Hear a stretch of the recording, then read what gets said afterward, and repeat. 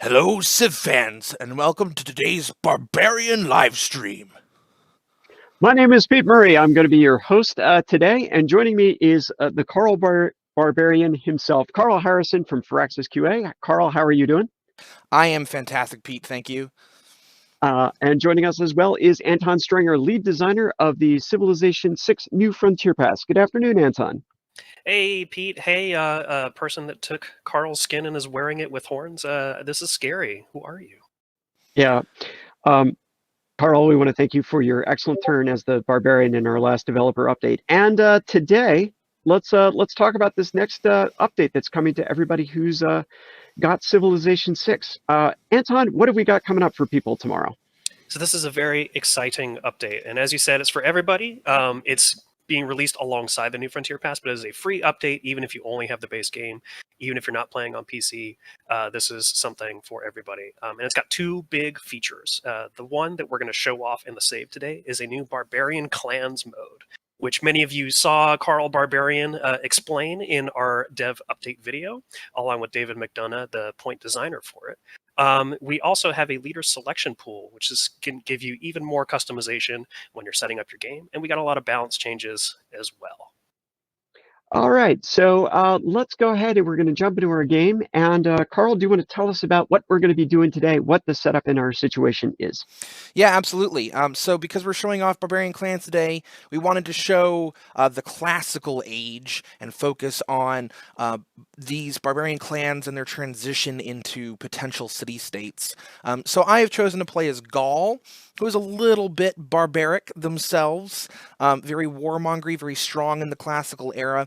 We've also selected a leader pool that is either very warmongery themselves or also very strong in the classical era. We'll get a little bit more into that as we continue to play. But let me go ahead and jump into the actual game here. And right off the bat, we are able to see in the upper left-hand corner here, we have a Barbarian clan revealed. This is the Badger Claw clan. The name and symbol that a clan gets is randomly assigned when they spawn in. And then they have this progress bar that appears as well, and that is their bar towards city-state conversion. Right now we are able to see that they will convert to a city-state in 20 plus turns. This bar will change as we interact with them, but it will grow slowly over time as well. And then you can click on this bar, this banner for the Barbarian Camp, to open this window, Treat with Tribe. And this is how you interact with the Barbarian clans that you will encounter in your game. You get three main options here. The first one is Bribe. Bribe allows you to spend gold to prevent that clan from attacking your cities, not your units, but your cities, for X number of turns. We're playing on quick speed, so this is going to be 13 turns, but obviously that will scale. And this will cause the clan to gain points towards the cities towards city-state conversion. I did specify that it only prevents them from attacking cities, so any units belonging to that camp that are inside my territory will get ejected out, and they will not continue to enter my territory while that is active, while the bribe is active. But if I were to have a unit up here by their camp, they will still attack it. The camp will still defend itself, right? Yeah. So let's go back into this window here. We also have hire. You can hire a Barbarian clan to get a unit. Oftentimes it's a unique unit, but that is not a 100% guarantee. To hire a unit from the clan and have it appear near a city. It will name the city there. And this also gives points towards city-state conversion. And the last one here that I know a lot of people are excited about is Incite. You can select a target from those that are nearby the camp. Here I have Norway and a city-state as well. You can select that target and then incite them to attack that target.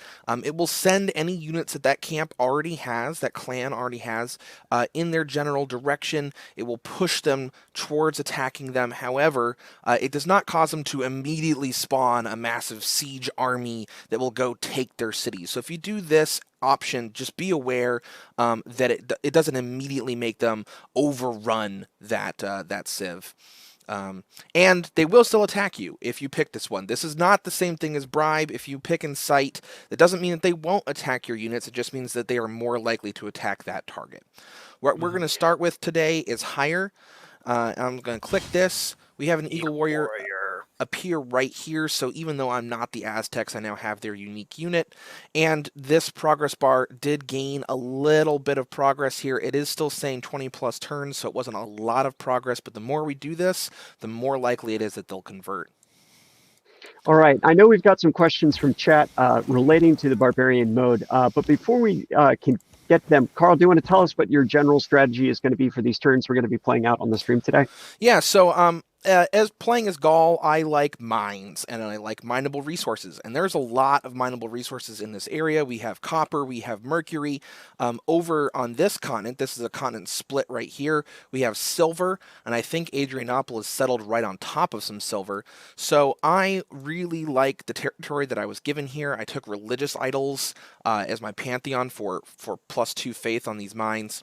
I'm going to settle this city over here, and then we're going to try to take Adrianople, because it is butting up against my territory a little bit too closely. I want this copper tile.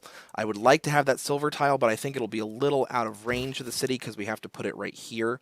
It's a lot of desert mines too. Yeah, get some good desert mines. Maybe try to put a Petra in there eventually. And then I'll use this mountain pass to hold the line against Byzantium's aggressive tendencies towards the middle of the game. Well, we all know that when you're playing as Gaul, a useful strategy is what's yours is mine. Okay. So a couple of questions have already come in about the Barbarian mode. Is it possible to know what kind of city-state a Barbarian camp will evolve into? There's a lot of details about that. Anton, do you want to talk a little bit about how that works? Yeah, so the answer is kind of. When you have Barbarian Clans mode enabled, what the game does is it sort of secretly reserves some player slots that aren't being used that can become city-states later. So if the Badger Claw clan becomes a city-state, then it will fill one of those player slots. And when it's looking for what kind of city-state to become, it will look obviously at the list of city-states that aren't already in the game. But as you all know from our earlier game updates, we've actually released a city-state picker. So with the city-state picker, you can sort of control not only what kind of city-states will start in your game randomly, but also the pool of eligible city-states for this game mode. So if you, for example, start a game that has 9 city-states and you have a pool of 15, and when that first Barbarian clan becomes a city-state, it's going to pick from those remaining 6 that you had specified in the pool. Now, if you don't do the pool, any city-state type is eligible. So it could be a scientific, it could be a militaristic, you just don't know.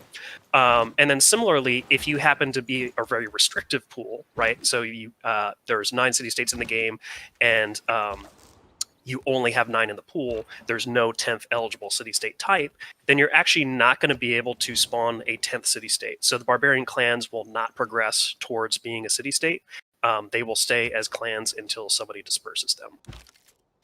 So Okay, if you're playing this important. mode, if you're playing this mode and you see no progress bar gaining that blue line, that is likely why. Just be aware of that as you play this mode. Okay. Yeah, so be sure to leave some city-states that can be selected if you want that evolution into city-states to happen with this mode active. And you should. It's pretty cool to see it happen. Somebody's asking, can you settle within 4 tiles of a Barbarian outpost, or does it restrict that the way it does settling near a city-state? No, you can settle near them still, and you can claim the camp tile just like you normally would by purchasing it or by settling near it, and it will still spawn more units like normal. It otherwise acts as a normal camp, but if you do settle within 4 tiles and do not claim the tile, then it will not be able to turn into a city-state because of the city placement restriction there. So you could prevent a clan from converting into a city-state that way. Okay. And then does the diplomatic quarter have any effect on Barbarian diplomacy? Nope, they just like money. It does not, but it is worth mentioning. So yeah, like when a Barbarian clan becomes a city-state, obviously that's pretty cool. It doesn't, unlike city-states, it doesn't really have any sense of loyalty, right? Like the bar goes up towards conversion, but it doesn't keep track of like, oh, you hired an Eagle Warrior, you paid me a bribe. They don't really have sophisticated diplomacy. So once it becomes a city-state, it's sort of fair game for anybody. Anybody can send an envoy there. But you might, through diplomatic quarter and some other means, have some extra influence points, some extra envoys standing by. You can slot that diplomatic policy that will give you 2 for 1, and you can sort of jump the gun. Like in the city-state envoy screen that Carl has up here. Like you can sort of have some envoys ready to go if you know that a barbarian clan is about to evolve. Okay, but all that comes into play once you actually have it turn into a city-state, not prior. Correct. Yeah. There's no way. There's no bonuses that'll sort of like accelerate that ahead of time. Okay. Is it possible to get more than the maximum number of city-states for the map size as set by the city-state picker? As set by this city-state picker, no. So if your city-state picker has, I think in the example I said earlier, like 15 city-states picked out, even with Barbarian Clans mode active, you're not going to get more than 15 city-states in the map. Okay. But if I have, say the map supports 8 city-states, and I have 15 city-states selected in the city-state picker, will it still convert one of those? And could the Barbarian camp turn into a city-state at that point and effectively become a 9th city-state? Okay. It could, yeah. So through the Barbarian Clans mode, you can end up with more city-states than the map would normally have, as long as the pool of available city-states is big enough. Another example is like if you didn't do the pool at all, right? So all 30, 40 plus city-states are available, then you could potentially have a ton in a game. Gotcha. Carl, I think you just lied to Basil. You told him those troops were just passing by, and I'm reasonably certain you actually have no intention of just passing him by. Sneaky. I know. Carl Barbarian leading the Gauls. He is. So couple things that I want to kind of point out real quick. Carl, first of all, if you could go back towards your capital over there, there was another Eagle Warrior that had spawned from the Badger Claw clan, and we can take a look at that. That's going to act like a regular barbarian unit, correct? Yes, that is correct. This is a normal barbarian unit. It's just a unique unit variant, kind of like horse camps previously would get the Saka horse archer. Now we will see lots of other unique units appear in the game. This unit will move into my territory and begin to attack me unless I select this bribe option. And if he is inside my territory and I select bribe, it will eject him out. I do want to keep an eye on that, make sure he doesn't come in here and start pillaging everything. Just because I have hired a unit from this camp does not mean that they will be friendly towards me. That is a separate option. Bribe and hire are separate things. So as we, continue to lie to Byzantium over here, we are going to continue to try to keep this clan at bay and use them to hire more units to advance on the line. What's your long-term plan for the clan there, Carl? Do you want it to become a city-state, or are you mostly just hoping to get Eagle Warriors out of it? Yeah, no, I'd like it to become a city-state if possible.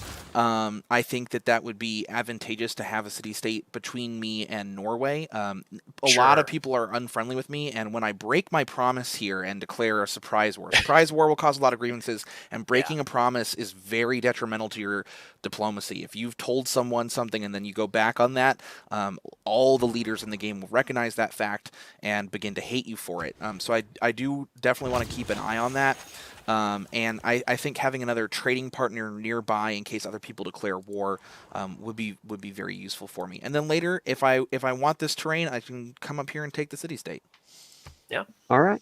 So somebody's asking, how does the available units from a barbarian camp relate to the era system? Can you get late game units from them too? And what will happen in this game once Eagle Warriors are obsolete? Those are all great questions. Yes. The answer to many of them is yes. Yes. So now you all are thinking with Barbarian Clans mode. I like to see it. I like to hear it. Barbarian Clans will... The way it works is each clan is sort of like eligible to potentially get a unique unit from a civ that's not in the game, right? So the Eagle Warriors are belonging to the Aztecs. The Aztecs are not in this game. So that is sort of like in the list of potential unique units that a clan can get. As the game continues, you may remember from a normal game without this mode on that barbarian camps get stronger over time. And they sort of like will get technologies in the background, sort of like following along what the major civilizations are doing, so that later in the game you could have barbarian encampments with medieval or even industrial era units. So with barbarian clans it's very similar. Barbarian clans, if they don't become city-states, will continue to get higher and higher technology units. And as that happens, they will sort of phase out obsolete unique units that are not relevant anymore. So like as soon as the barbarian player gets access to swordsmen, Eagle Warriors are sort of like not in vogue anymore, and so Eagle Warriors will go away. But other potential unique units will replace it. So any clan that doesn't have a unique unit that's sort of like relevant for the era right then is sort of eligible every couple of turns to potentially get a new one from a civ that's not in the game. So as this Badger Claw clan no longer has Eagle Warriors, maybe later on it will have Samurai since Japan's not in the game. So you can end up getting some really wonky, awesome combinations of units from civilizations that are not in the game. And this can include naval units as well too. So there are clans that spawn out near the water and will give you naval units as well. Correct? Yeah. Actually, there are 7 types of barbarian clans, and it's mostly based on the terrain and the sort of nearby features that they have. So the Badger clan is a flatlands clan that not only is informed by their sort of terrain choice, but also the types of units that they field. So Flatland kind of strikes a balance between ranged units and melee units. But yeah, like you said, there are also seafaring clans that spawn on the coast, and they focus on mostly naval ranged and melee units. And so in addition to sort of deciding which units that the clans will field themselves, that also influences the unique unit choices. So the Eagle Warrior is a great pick for a Flatlands clan, and the Flatlands clan sort of gets dibs on it, whereas a Seafaring clan would get dibs on like a unique unit that's a naval unit replacement. All right. Couple of other things. Can you set the game so that there are 0 city-states and have all of your barbarian clans potentially evolve into your city-states? I guess you could. That's clever. Yeah, I like that. So this is one of the advantages of our approach in Stockholm of like trying to give the most game setup options and the most flexibility, because you can configure something like that. How you would do it is you enable the Barbarian Clans mode, and you set your number of city-states in the game to 0, but have like a big enough map where they could spawn if you want to. And so what that'll mean is that there's lots of barbarian camps on the map. There may or may not be the same amount as the city-states you want, but by having the mode active, and by having a city-state pool, either with everything or with ones that you want to pick, that will allow city-states to sort of like emerge up organically as the game continues. So yeah, that would be a pretty cool setup, I think. So Anton, I'm going to interrupt you for a moment. Carl, did Basil actually preemptively declare surprise war on you? He did, yeah. So I didn't even notice that. I was busy that blabbing. jerk. Oh my goodness. Oh my gosh. I'm very happy about that actually, because I really you didn't break your promise. I didn't break Good my job. promise. So he's the instigator in this particular situation. So that worked out very well in our favor. We're still at war, which is what we wanted, and we're going to go ahead and take the fight to him, and hopefully we're prepared enough for it. Wow, this is some serious 9-dimensional chess stuff that you've got going on here. That's hilarious. I've not There's seen another that. Eagle Warrior. Nice. Yep, and they can actually Go attack your comrades. Awesome. All they care about is coin. Yeah, exactly. Yeah. We belong to the Gauls now. And that's true. They belong to the Gauls now. So there's no timer on these units, correct? Once you purchase them from the barbarians, this is not like leasing them from the city-state. Yep, they're yours forevermore. This is a good thing to talk about actually. So Carl has cleared out this what is probably a seafaring clan there. I believe it's a land clan, because they had the Cree unique scout. So I'm pretty sure that this is a flatland clan. That's probably a flatland clan. Yeah. Then. Yeah. Okay. Cool. And they're called the Stormcloud. And so here is another thing that's unique to the mode. So when you go on top of a barbarian clan's encampment, instead of just clearing it like you would do in the normal game, you get 2 options. You can choose to disperse the clan, which is what you're used to. It will wipe it off the map, bye clan forever, and you'll get XP. Or you can choose to raid the clan. This will give you some gold, but will leave the clan around, so you can change your mind later or still hire units from it. It'll keep it around in the game. It will reduce the city-state conversion meter, though, because you're sort of setting them back with violence. So I mean, the bar is already 0 for this particular poor clan, though, so I don't think it'll matter that much. So what are you going to do, Carl? What do you think? We're going to disperse it. It is important to note for people interested in this mode that if you click Raid Clan, the following turn, your unit will be immediately ejected out of the camp, and it will spawn a brand new defensive unit inside the camp. So if you It will defend itself. Right, it will defend itself. So if you fought tooth and nail down to your last HP to get into this camp, you want to disperse it, because that unit will definitely die the following turn if you pick raid. So that's definitely an important thing to note. This does make camps tougher. You don't just get free gold from the camp. You have to, if you want the gold, you have to fight again to then disperse it. So you may want to send multiple units against barbarian camps here. For those combining modes, it is also worth noting that in order to discover the Sanguine Pact, you must disperse the clan, not raid the clan. That's the trigger for Barbarian Clans and Sanguine Pact. Secret societies, right? Right. And then if you are playing as Sumeria, as Gilgamesh, it is disperse clan, not raid clan, that triggers his unique benefits from that as well. So please be aware as you're playing. Okay, so how does the AI interact with barbarian camps? Do they just try to clear them, or will they play with them, or will they try to play the barbarian mode as well too? I guess, Anton, that's more a question for you. How do they treat, priority-wise, the barbarian camps? Right, that's a good question. Yeah, we did do some AI work to make sure that they sort of have the full catalog of actions as normal. I haven't actually had the chance to play this mode myself recently, but Carl, if you maybe had seen any particular examples of that. I think they do hire the units from them. I have seen other civilizations with unique units that they're not supposed to have, so they will occasionally hire them.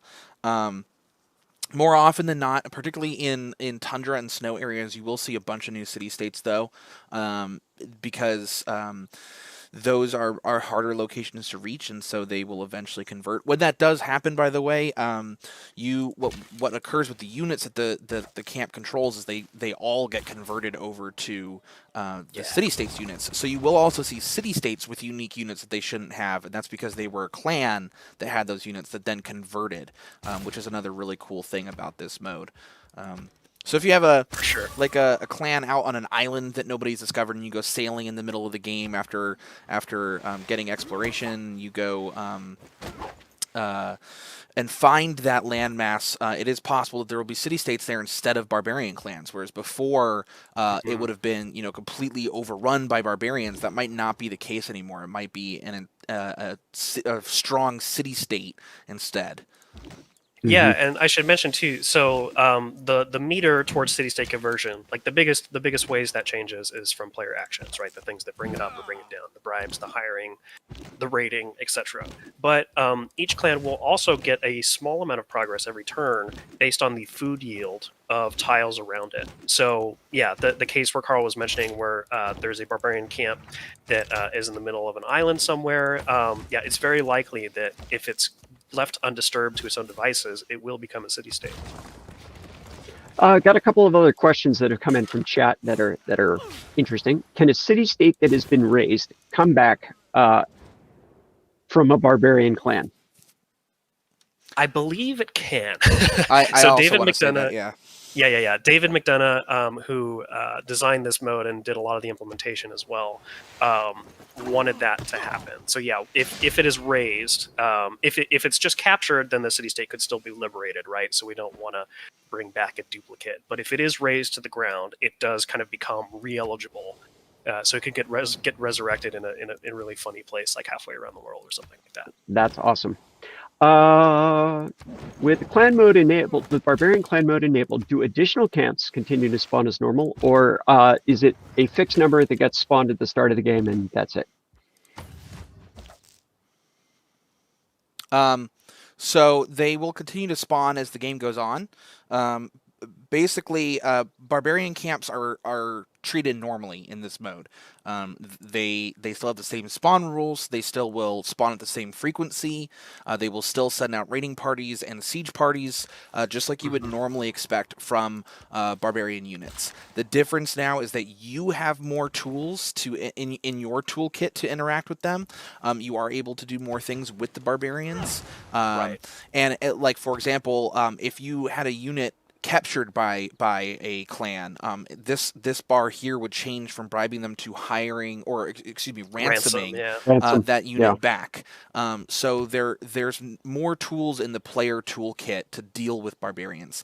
Barbarians are also tougher because they do spawn unique units, and you do have the division of disperse and raid the campers before just moving onto it did both automatically. So barbarians are tougher, but otherwise they act exactly the same way that they always have. All right. And yeah, adding more sort of subtle diplomatic actions for barbarian clans is something that we really wanted to explore. Like it was, barbarians were obviously very important in the base game and through the expansions, but they were a little one-dimensional, right? Like they're only ever opponents. You couldn't really, treat with them and become neighbors with them, and especially the city-state conversion was a particularly cool thing that we wanted to try, that we'd seen a lot of fans interested in as well. So I think this, just like Carl was saying, gives a lot more strategic options, and that kind of hews more closely to actual historical encounters as well. All right. Somebody's asked if barbarian units can be upgraded once you've purchased them. The answer is yes, they can. And will the different clans interact with each other? No, barbarians. I mean, it's a matter of professional courtesy. Same team, man. Same team. Yeah. Right. They are still all controlled by the same barbarian player, just like normal, and so they are effectively the same thing, and they don't have any direct interaction with each other. Okay. Are you able to live and let live? Yeah. Are you able to negotiate peace on behalf of the city-states you're suzerain for? So if a barbarian, can you, for example, not just say, leave me alone, but, leave my... for a bribe, I imagine. Don't talk to me or my son ever again, kind of thing. Now, the bribe is player-specific, so the bribe is specifically for, like, hey, stay out of my lands. Being suzerain of a city-state is a little bit more indirect. So outright war and peace, just like it has since the base game, will your city-state will follow you along into war and peace. But barbarians are much more loose, much less formal. So a bribe on a clan will not apply to your city-state buddies, unfortunately. Okay. There are some interesting interactions, though. Like if you if Pete was to incite a barbarian clan against me, I could then bribe the same clan to leave me alone, and so the clan would actually kind of like double dip there, where they'd get a lot of gold. The city-state conversion meter would kind of cancel out, because incite will lower the conversion rate, and bribing will increase it. But yeah, bribe is a way to counteract and incite, but bribe is only temporary. Incite is indefinite. Gotcha. Question about dispersing a clan. If I can interrupt you there, sure. Pete, Let's come back to that question. I have a government choice available now, and I think this is a perfect opportunity for us to talk about some of the other changes that are coming in this patch. Primarily, let's focus on governments. We did mention that a few policy choices are switching. For people who like taking screenshots, I've been leaving this up for your opportunity to do that. Let's start here in the first tier of governments. You guys can see that we swapped the effects for oligarchy and autocracy. So before this, combat bonus existed on autocracy, and so if you wanted to be sort of the militaristic civ, this is what people would pick, because you would get that combat bonus and the unit experience. But the policies did not match that effect, and the instead this effect was there, and this is more of a tall sort of thing, which is not really that cohesive necessarily with having lots of military slots. We felt it was more appropriate to have a balanced set of slots or something like that. So we swapped those effects. The policies are the same, but the effects themselves for those governments are swapped. So you can now expect to have 2 military slots with the military bonuses. If you want to play militaristic, this is the government for you. If you want to play tall, autocracy is now a better pick.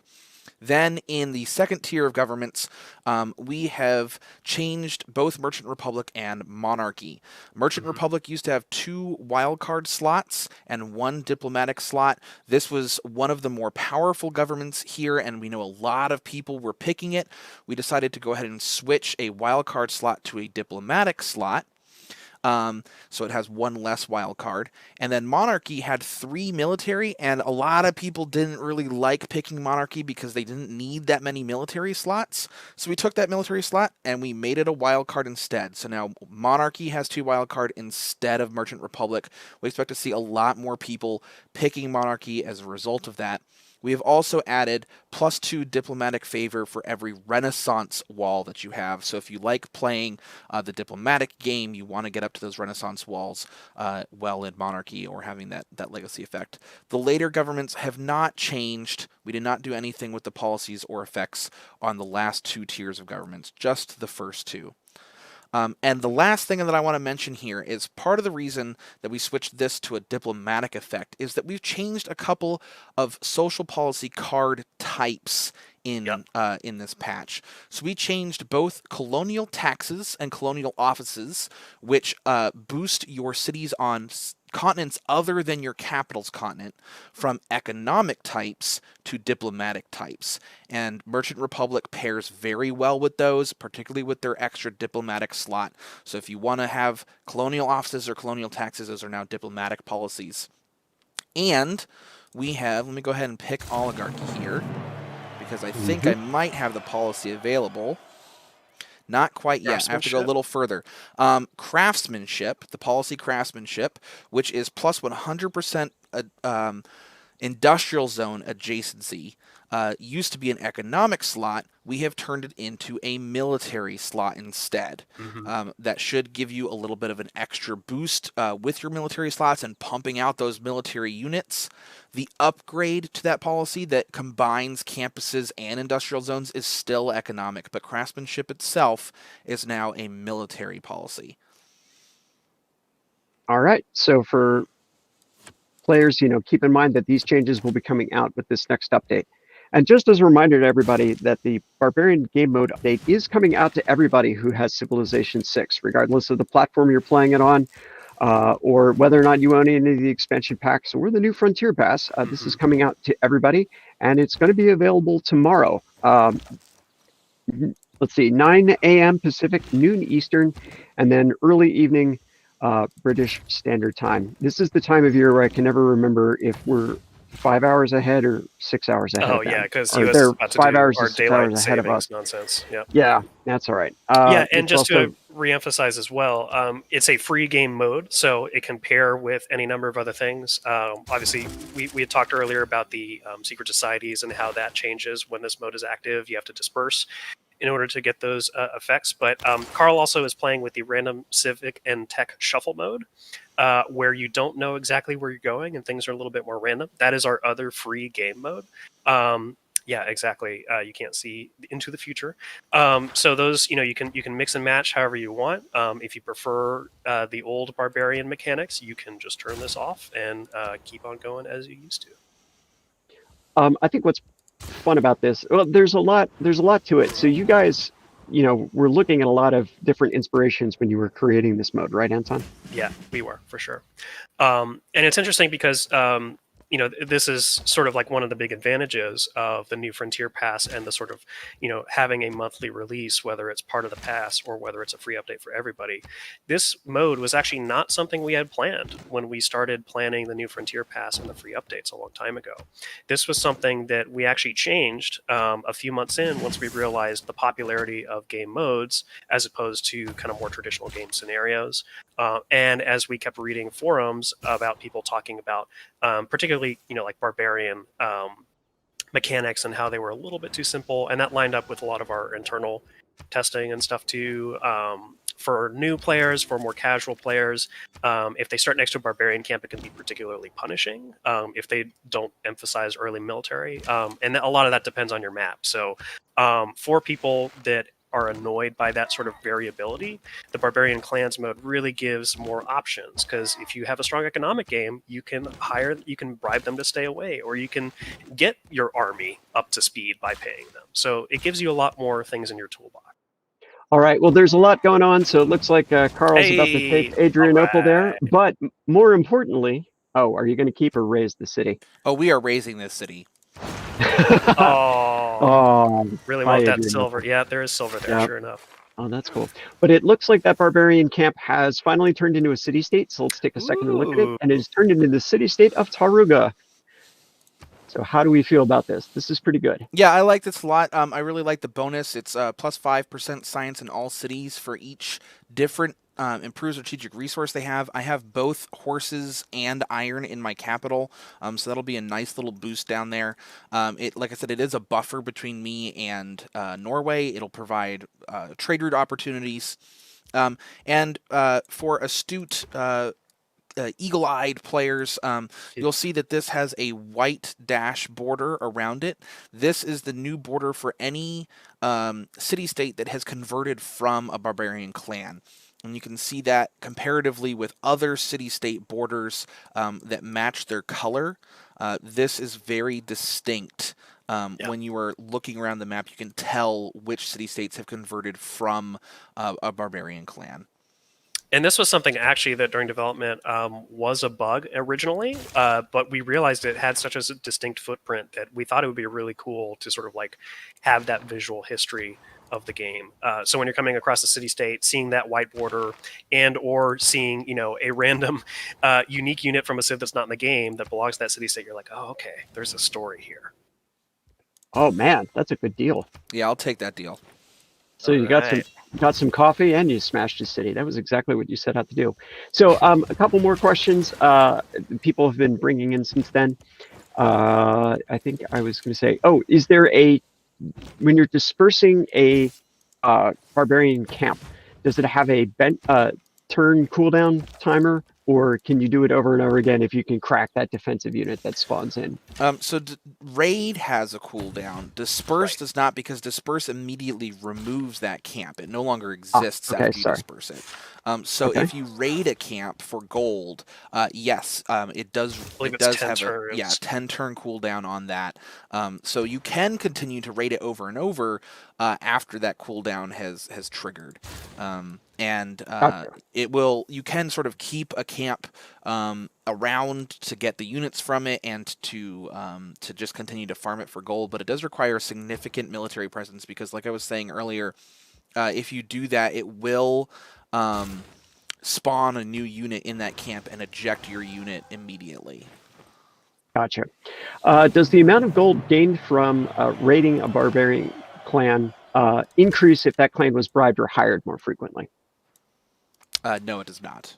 They all spend it right away on alcoholic beverages and cheap trinkets. So will scale actually, just as a sort of peripheral answer to that question, when you incite, the cost may go up if the target you are inciting has more cities nearby. Gotcha. Okay. Does the cost of hiring or bribing stay constant, or does it scale with how many times you've done it already? It stays constant, I believe. Yeah, it's not like, hey, you already hired this once, and so now it costs twice as much. No, it stays pretty constant. Will it increase based on the era of the unit? Like if you're hiring a classical versus a Renaissance unit? Right. I believe it does. I'm trying to remember the exact formula, but I think the purchase cost, basically the game does some math sort of behind the scenes, and it will always be a little bit cheaper than if you were to purchase the unit yourself. So like if a swordsman purchase would cost like 500 gold, they'll knock off like 20% and be like, hey, we'll give it to you for 400 or something like that. Yeah. I don't remember the exact percentages, but that's kind of how it is meant to be. Okay. And somebody is asking if this update will affect their single-player games that are saved right now. So because this mode wasn't enabled when you created that game, you should be able to finish out the single-player games that you have going, correct? Correct, yeah. Like all modes, it sort of is determined when the game is set up and started. So all your existing games will be unchanged. So I encourage you to start a new game to see what this is all about. And really, the early game is where you'll have a lot of these interactions anyway. So that's probably the best way to experience it for the first time. Okay. Is it possible to get era score from any of the new interactions with Barbarian Clans, with or without dramatic ages? Like Carl was saying earlier, the disperse action on a camp is kind of the default action as most of the mechanics have been using it so far. Like so for the Sanguine Pact, for tech boosts, things like that. So dispersing a camp still has the possibility to trigger those historic moments if it is a camp that was near one of your cities that was under threat.